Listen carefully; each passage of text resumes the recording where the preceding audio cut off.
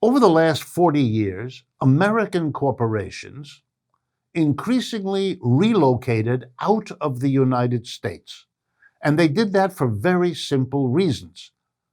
Profit was the main one. And here's the second one, profit.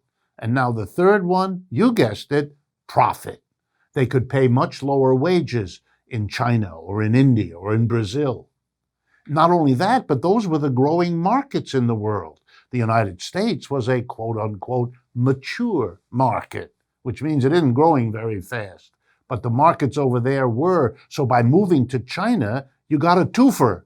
You got cheaper workers and a fast-growing market, which every graduate of business school knows is where you're supposed to be. So they left.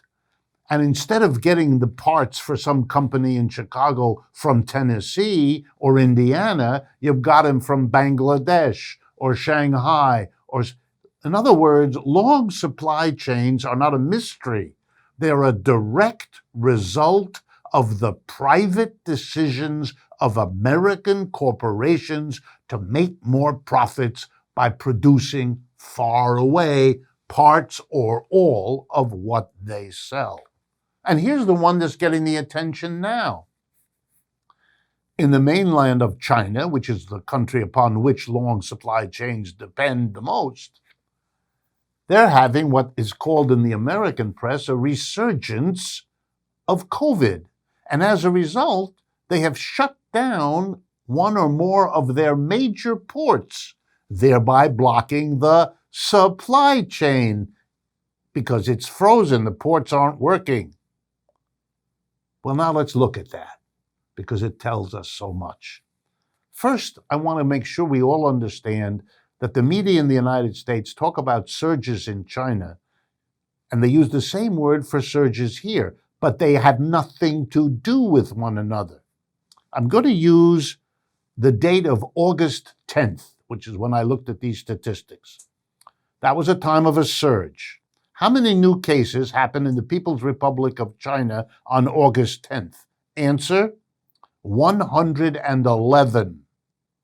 That's right, 111 people were diagnosed with new cases of COVID.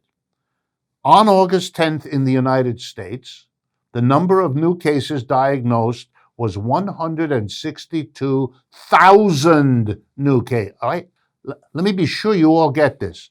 China had 111. The United States had 161,000. Calling both those things surges gets you the same insight as referring to a flea and an elephant as animals. It's not wrong, but it is real close to what we always used to call lying. But the Chinese, with 4 times the population of the United States, they have a lockdown policy, what we do not do in the United States. They close it down to prevent it from becoming anything like what the United States now accepts as routine. And so they shut down the port, and our long supply lines are a problem. And let me be clear with you all what the problem is. If the goods don't come here, meanwhile the United States is filling the world full of new money, you're going to get an inflation. The scarcity of the goods that can't be supplied are adding to the pressure for prices to be raised because goods are scarce on top of all the money chasing those goods. So it's going to affect us by producing an inflation, which of course makes the inequality of this country worse because poor people are less able to protect themselves against inflation than rich people. The world is connected. You cannot escape.